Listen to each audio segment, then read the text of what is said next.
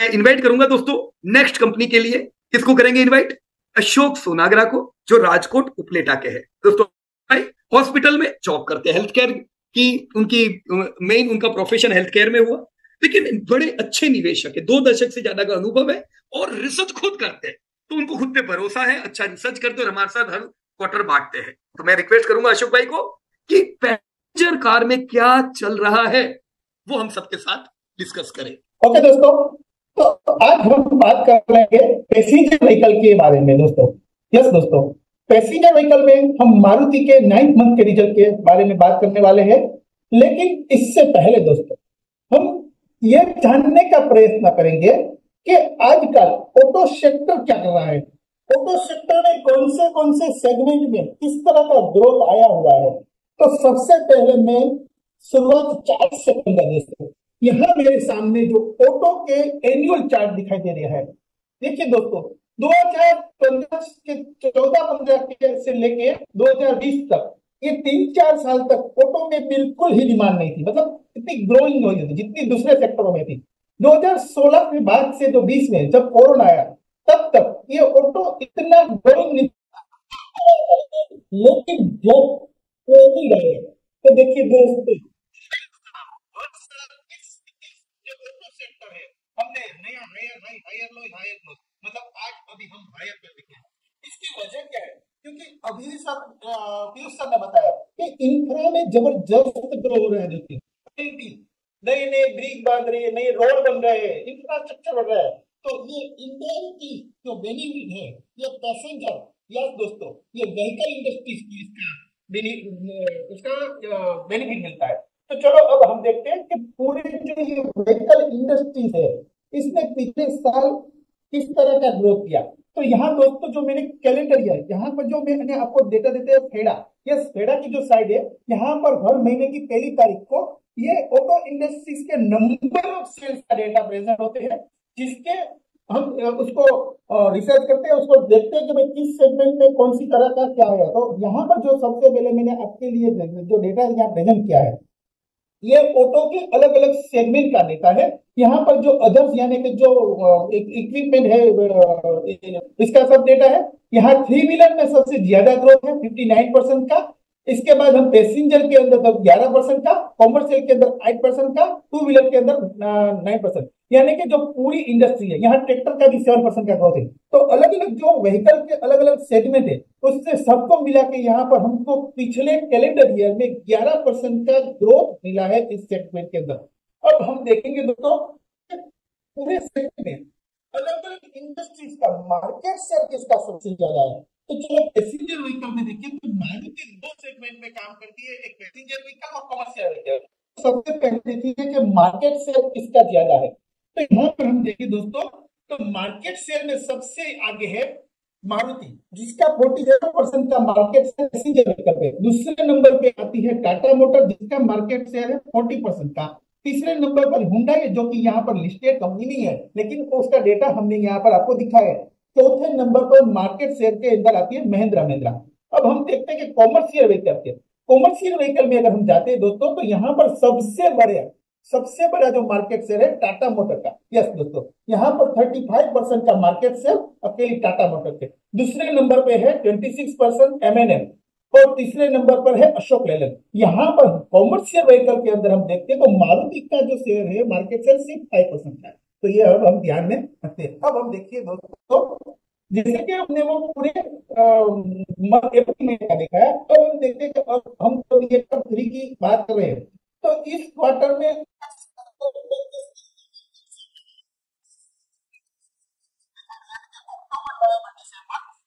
3 महीने ये क्वार्टर का जो है, इसमें सबसे ज्यादा मार्केट शेयर है 40 से 42% मारुति सुजुकी का रहा है। लेकिन यहाँ पर जो जनवरी का जो रेट आया, यहाँ पर अच्छा ग्रोथ मिला है। यहाँ मार्केट शेयर बढ़कर 44%, मतलब कि पिछले क्वार्टर के मुकाबले उसका मार्केट शेयर इस जनवरी महीने में बढ़ा है। दूसरे नंबर की जो कंपनी है पैसेंजर व्हीकल में, तो यहाँ पर टाटा मोटर जो 14 से 15% का मार्केट शेयर पिछले 3 महीनों में दिया है। इस महीने 14% का मार्केट शेयर उसको मिला है। तीसरे नंबर पर होंडा है दोस्तों, ये लिस्टेड कंपनी नहीं है इस मार्केट के अंदर, लेकिन यहाँ पर हमने डेटा दिखाया है। अब चौथे नंबर पर महिंद्रा महिंद्रा, जो कि 10 से 11% का मार्केट शेयर उसने रखा है इस जनवरी महीने के अंदर, 10% का। तो ये था मार्केट शेयर का हिसाब से बात। अब हम देखते हैं लिस्टेड कंपनियों में मार्केट कैप क्या है, किस तरह के। तो यहाँ पर जो मार्केट कैप है 9 लाख मार्केट कैप लिस्टेड हो बना के देती है। इसमें से सबसे ज्यादा मार्केट कैप दोस्तों 38% का मारुति अकेली का है। दूसरे नंबर पे दोस्तों टाटा मोटर, जिसका 36% का मार्केट शेयर है, मार्केट कैपिटल है। तीसरे नंबर पे आती है महिंद्रा एंड महिंद्रा, जिसका 23% का मार्केट शेयर। अब हम देखते हैं कि पूरी इंडस्ट्री टोटल सेल्स कितना करती है। तो टोटल सेल्स 5.90 लाख करोड़ का सेल्स करती है, जिसमें जैसे कि अपने मार्केट कैप के अंदर जैसे मारुति को देखा है, लेकिन सेल्स के मामले में हम देखते हैं तो टाटा मोटर आगे आ जाती है। सबसे बड़ा सेल्स टाटा मोटर का 59% का है। दूसरे नंबर पे महिंद्रा की महिंद्रा का है। यहाँ पर उसका महिंद्रा महिंद्रा के अंदर ट्रैक्टर सेगमेंट भी है, दूसरा सेगमेंट भी है, तो यहाँ पर ये दूसरे नंबर पे है। और तीसरे नंबर पर सेल्स के मामले में सबका है सॉरी दोस्तों, या दूसरे दस्ते। अब यहाँ पर कोलेक्ट्रा गिर, क्योंकि अब यहाँ जो 5.90 लाख करोड़ का जो मार्केट शेयर है, उसमें ओलेक्ट्रा ग्रीन का मैंने यहाँ इसलिए दिखाया कि ये आपको याद रखना है दोस्तों कि ओलेक्ट्रा ग्रीन सिर्फ 1000 करोड़ का मार्केट शेयर है। लेकिन आने वाले समय में जो हम इसका पैरामीटर देखेंगे तो उसमें अगर हम इसका ग्रोथ और कुछ पैरामीटर दिखेंगे, लेकिन हम ये जो सबसे बड़ी सेल्स वाले उसको ध्यान रखेंगे। तो यहाँ आपको इसीलिए मैंने ये रेट रखा है कि आने वाले पैरामीटर में अगर आपको इस कंपनी का देखें, लेकिन सेल्स तो सिर्फ 1000 करोड़ का ही है, ये हम ध्यान रखें, ये आपको याद रखना है। तो प्रॉफिट में देखते हैं, तो प्रॉफिट के अंदर हम देखते हैं दोस्तों 22,000 करके पूरी इंडस्ट्रीज, जिसमें सबसे ज्यादा महिंद्रा एंड महिंद्रा है, जो कि महिंद्रा एंड महिंद्रा दूसरे नंबर पर मारुति 36% का प्रॉफिट करती है। दोस्तों महिंद्रा एंड महिंद्रा के अंदर ट्रैक्टर और कॉमर्शियल व्हीकल सबका मिला के आ जाता है, जबकि मारुति अकेली पैसेंजर व्हीकल का ही उसका सेगमेंट है, तो ये हम ध्यान रखेंगे। अब दोस्तों यहाँ पर ये ओलेक्ट्रा ग्रीन का जो पूरी इंडस्ट्री में 667 करोड़ का ही है और मर्क्यूरी का 1.39 करोड़ का है, तो ये भी आपको पॉइंट याद रखना है कि सिर्फ प्रॉफिट 67 करोड़ का है। अब हम देखते हैं दूसरा पैरामीटर पिछले 5 साल में इस जो लिस्टेड कंपनी है उसमें कितना ग्रोथ है। चलो देखो का 46% का ग्रोथ सबसे अच्छा दिखा। तो चलो हम ग्रोथ को लेके हम ले लेंगे क्या, लेकिन मैंने पहले आपको बताया था कि इसका सेल्स कितना है और प्रॉफिट कितना है, तो ये फिगर हम ध्यान देते हैं। तो यहाँ जो सबसे मार्केट के अच्छा सेल्स ग्रोथ, तो ये पैरामीटर को हम देखते हैं तो पिछले 5 सालों में मारुति ने 7.5% का सेल्स ग्रोथ किया है। दूसरी जो कंपनी है 3 से 7% तक का यहाँ पर ग्रोथ मिला है। अभी जो लेटेस्ट जो रिजल्ट आया है उसमें मारुति ने 20% तक का ग्रोथ मिला है। तो ये और जो महिंद्रा है उसका 16% का ग्रोथ है, टाटा मोटर का 33% का ग्रोथ हमें मिला है। अब हम देखते हैं लिक्विडिटी में हम देखते हैं, सबसे पहले देखते हैं मार्जिन में देखते हैं दोस्तों। पिछले साल मारुति ने 7% के मार्जिन दिए थे, जबकि इस 9 मंथ के अंदर उसने 9.2% का मार्जिन दिया है। दूसरे नंबर पे हम देखते हैं तो एमएनएम पिछले साल 9.4% का मार्जिन था, जो कि इस 9 मंथ के अंदर उसने 8.9% का। और जो तीसरे नंबर की और जो सेल्स के मामले में हम देखते हैं तो पिछले साल ये जो टाटा मोटर का मार्जिन था, जो हमें दिखाई दे रहा था कि दूसरे नंबर पे सबसे ज्यादा सेल्स करती है, लेकिन मार्जिन सिर्फ उसका 0.8% था, जबकि इस मंथ उसका 5.7% का मार्जिन इस 9 मंथ के रिजल्ट में आया। ये हम ध्यान में रखेंगे। अब इसके बाद देखते हैं दोस्तों करंट रेशियो देखते हैं तो मारुति का 0.6 है, जो कि इंडस्ट्री का 1.05 है। सॉरी, तो यहाँ महिंद्रा टाटा मोटर का जो 1.31 और टाटा मोटर का 0.98 का करंट रेशियो है। अब हम देखते हैं ट्रेड डेज, यानी कि जो सेल्स करती है कोई भी कंपनी तो उसके कितने दिन तक की उधारी रहती है। तो यहाँ सबसे कम यहाँ देखिए तो 14 दिन की उधारी मारुति की है, सबसे ज्यादा उधारी 174 डे की ओलेक्ट्रा गिन के, जो आपको मैंने पहले दिखाया था वो फिगर। तो यहाँ ये भी हमें ध्यान देखना है कि वो बहुत ही छोटी कंपनी है, फिर उसकी उधारी ज्यादा दिन तक रहती। तो दूसरे जो पैरामीटर है उसमें मारुति, टाटा मोटर और महिंद्रा आगे निकल जाती है। और हम देखते हैं सॉल्वेंसी। यस दोस्तों, यहाँ पर उसकी जो डेब्ट की बारे में हम बात करें कि डेब्ट टू इक्विटी, उसकी जो डेब्ट है इक्विटी के मुकाबले, तो यहाँ पर 0.01 मतलब कि नहीं के बराबर है। दूसरे नंबर पे जब देखिए दोस्तों, हमने देखा था कि टाटा मोटर सेल्स ज्यादा करती है लेकिन वो मार्केट कैप में क्यों कम है। तो यहाँ देखिए दोस्तों, टाटा मोटर का जो डेप्ट है उसकी वजह नहीं, ये डेप्ट उसकी जो डेप्ट है 1.96 टाइम है, जबकि मारुति की 0.001 जो कि ना के बराबर है। अब हम देखते हैं दोस्तों डेप्ट रेशियो। डेप्ट रेशियो के मामले में भी मारुति 0.31% है, जो पूरी इंडस्ट्रीज का 0.7। यहाँ पर भी देखिए दोस्तों, टाटा मोटर का 0.42% है डेप्ट रेशियो। जो शॉर्ट टर्म जो पेइंग होती है उसकी रीपेइंग कैसे करने की कैपेसिटी कितनी है, ये हम आईसीआर से पता चलती है। यहाँ पर जो इंडस्ट्रीज का आईसीआर 2 है, जबकि मारुति मतलब कि वो 44 टाइम अपना वो प्रॉफिट करती है अपनी जो शॉर्ट टर्म डेट के मुकाबले, जबकि टाटा मोटर की 1 और दूसरी कंपनियों की 3 थी। मतलब कि सबसे जो अच्छी जो ये आईसीआर मतलब रीपेइंग कैपेसिटी है शॉर्ट टर्म लोन की, तो उसमें सबसे ज्यादा अच्छी मारुति की है। अब देखते हैं प्रॉफिटेबिलिटी। प्रॉफिटेबिलिटी में मतलब इक्विटी का उसने कितना परसेंटेज ग्रोथ होगा अर्निंग करके दिया। तो यहाँ पर हम देखते हैं तो सबसे ज्यादा महिंद्रा एंड महिंद्रा ने 16% दिया है, जबकि मारुति 12.5% और Tata motor 4.5% return on equity के मामले में हमने मिला है। रिटर्न ऑन एसेट मतलब कि टोटल इक्विटी के मामले में मारुति सबसे ज्यादा हमको मिला है, टोटल हमें 9.1% का ग्रोथ मिला है उसमें, जबकि टाटा मोटर में 0.8% का, महिंद्रा एंड महिंद्रा में 5.2% का ग्रोथ मिला है। अब हम वैल्यूएशन की बात देखिए कि सबसे पहले देखिए ट्रेल पी, तो यहाँ जो पी है वो 90 का ट्रेल पी है। तो यहाँ पर जो देखिए तो कि वो अपने जो कमा के देती है उससे वो कितनी महंगी है। तो यहाँ पर देखिए दोस्तों, जिसका जो अर्निंग करती है उसके मुकाबले अभी उसका जो प्राइस चल रहा है मतलब वो सबसे ज्यादा इलेक्ट्रा की मतलब 188 गणी महंगी है, जबकि मारुति 29 टाइम्स है और टाटा मोटर्स 16 टाइम है। अब मामले में हम देखिए तो मारुति का 5 है। और अब हम देखते हैं दोस्तों यील्ड यानी क्या, कि आज के मुकाबले अगर हम इन्वेस्ट करते हैं इस कंपनी में तो वो हमें कितना कमा के देती है। तो ये परसेंटेज, अगर आज मैंने इन्वेस्ट किया तो मुझे कमा के कितना देती है। तो यहाँ पर अगर मारुति में इस प्राइस पे हम इन्वेस्ट करते हैं तो हमारी जो यील्ड आती है 3.4 आती है, जबकि टाटा मोटर की 6.2 है और महिंद्रा महिंद्रा की 5.4 है। सॉरी, अब हम देखते हैं हिस्टोरिकल। देखिए दोस्तों 2004 में 9 करोड़ का सेल्स कंपनी अभी 1,70,000 करोड़ तक के सेल्स पहुंच गई। यहाँ की जो पूरी हिस्ट्री है उसमें सिर्फ कोविड और कोविड के बाद के जो 2 साल थे उसमें अगले साल के मुकाबले उसका सेल्स कम आया था, बाकी कंसिस्टेंसी उसने उतने सेल्स की ग्रो ही किया है।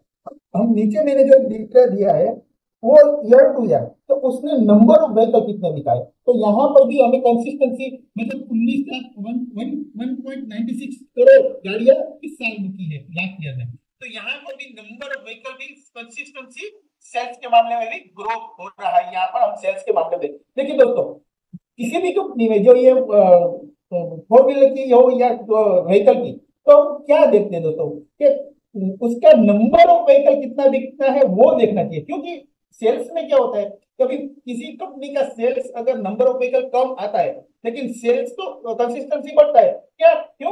क्योंकि वो अपना जो प्राइस है वो बढ़ा देता है कभी कभी, तो जो प्राइस गेन होते हैं उसकी वजह से तो उसका सेल्स बढ़ता है। लेकिन रियल एनालिसिस करना है तो उसने इस साल मतलब जब जिस साल का हम रिजल्ट एनालिसिस करते हैं और पिछले साल के मुकाबले उसके सेल नंबर ऑफ व्हीकल के सेल्स में ग्रो हुआ है कि नहीं हुआ है वो हमें ध्यान रखना है, जो कि हमें फ्रेडा की साइड से हर महीने हर कंपनी का मिलता रहता है। तो यहाँ से हम कह सकते हैं। अब हम देखते हैं उसकी अलग अलग सेगमेंट होते हैं, जैसे मिनी, कॉम्पैक्ट, मिड साइज में यूवी, एलसीवी। तो ये अलग अलग साइज की कंपनी जो सेगमेंट है, तो यहाँ पर जो इस 9 मंथ के हमें दिखाई दिया तो मिनी कार के जो है उसमें हमें 43% की गिरावट आई है दोस्तों अगले क्वार्टर के मुकाबले, मिनी और कॉम्पैक्ट कार में यहाँ पर हमें थोड़ी गिरावट। लेकिन जो सबसे ज्यादा यूवी जो एसयूवी कार है, तो एसयूवी कार में 77% का ग्रोथ मिला है। मतलब कि जो मिनी कार वहां ग्रोथ हुआ है, लेकिन जो एसयूवी कार है यहाँ हमें 77% का इस सेगमेंट के अंदर उसका अच्छा ग्रोथ मिला है।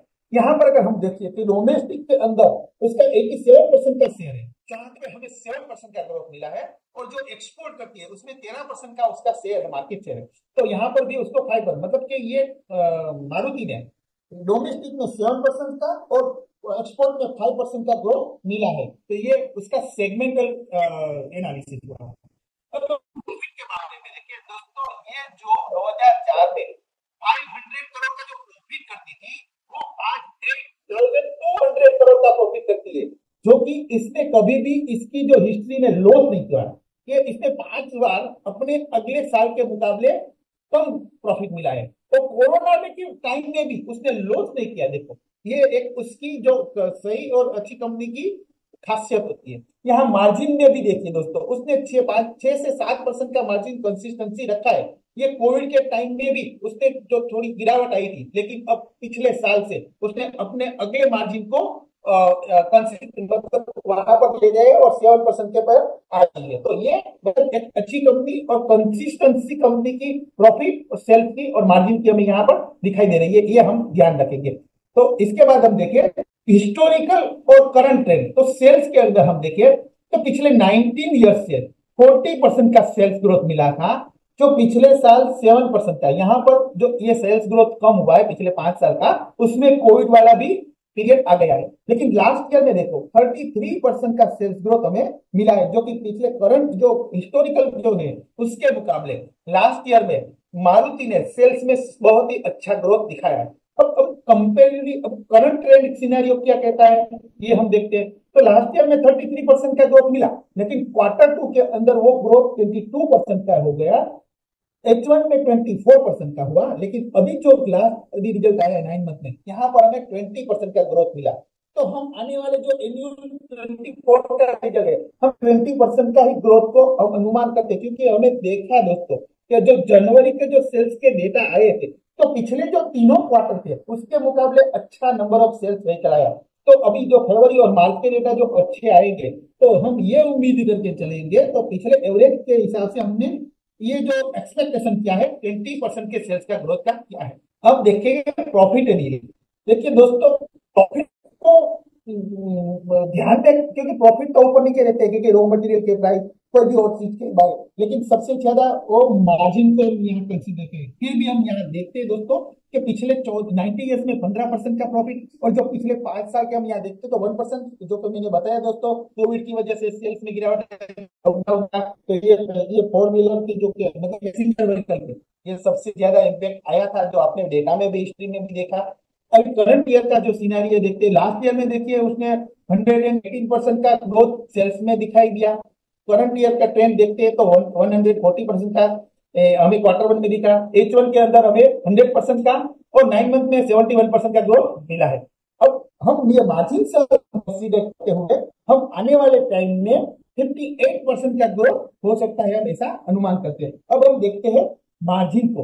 तो मार्जिन यहाँ पर देखते हैं तो पिछले साल 19 ईयर्स में 7.1% का, यहाँ कंसिस्टेंसी 7% को मार्जिन उसने मेंटेन रखा है। तो करंट सिनेरियो में हम देखते हैं तो यहाँ पर Q1 में 8% का मार्जिन मिला है, H1 में 9.1% और इस 9 मंथ में 9.2% का मार्जिन मिला है। मतलब कि मार्जिन में थोड़ी बढ़ोतरी हुई है, तो ये बढ़ोतरी कंसिस्टेंसी रहेगी ऐसा अनुमान हमने लगाया है। यहाँ 9.2% का एस्टिमेशन हमने मार्जिन किया है, इसके बेसिस पे हमने प्रॉफिट को 58% का अनुमान लगाया है दोस्तों। अब हम जो हमने ये करंट रिजल्ट सिनेरियो और हिस्टोरिकल जो देखे, उसके बेसिस पे हम एक्सपेक्टेशन क्या करते हैं, तो चलो हम ये देखते हैं। हम यहाँ उम्मीद करते हैं कि आने वाले जो 2024 है, तो ये नंबर ऑफ व्हीकल 6% से अगर बढ़ते हैं तो 20 लाख गाड़ियां हमारी 2024 में बिकेगी, जो 2035 तक 35 लाख गाड़ियां बिक सकती है, ऐसा हमने एक अनुमान लगाया है। जो लॉन्ग टर्म का ग्रोथ को हमने 5% से कंसीडर किया। अब ये जो नंबर ऑफ गाड़ियां बिकेगी इतनी, इसके हिसाब से जो हमने सेल्स में, तो सेल्स में कितनी बढ़ोतरी होगी, तो जैसे कि हमने देखा दोस्तों के सेल्स में हमने करंट ईयर में 20% का सेल्स ग्रोथ और लॉन्ग टर्म में 12% का सेल्स ग्रोथ को अगर कंसीडर करते हैं, तो हम 1,41,000 का करंट ईयर में सेल्स ग्रोथ हम उम्मीद करते हैं, और 2033 आते आते 4,90,000 करोड़ का हम सेल्स ग्रोथ हो सकता है, ऐसा हम उम्मीद करते हैं। प्रॉफिट में भी अभी देखिए तो 24 में 12,000 करोड़ की प्रॉफिट उम्मीद करते हैं, जो कि 2035 आते आते 35,000 करोड़ का हम प्रॉफिट हो सकता है, ऐसा अनुमान करते हैं। यहाँ पर हमने मार्जिन जो है दोस्तों करंट ईयर में हमने 9.1% का रखा है, और हमने जो 2030 तक 7.2% के मार्जिन से हमने कंसीडर किए हैं दोस्तों। अब हम देखते हैं कि जो फेयर वैल्यू सेल्स और प्रॉफिट से हमने जो निकाली है, तो 2024 में हम ये उम्मीद करते हैं कि मारुति की फेयर वैल्यू 10,700 तक हो सकती है, जो कि 2035 तक आते आते 37,300 तक रह सकती है दोस्तों। तो ये थी इसकी फेयर वैल्यू दोस्तों।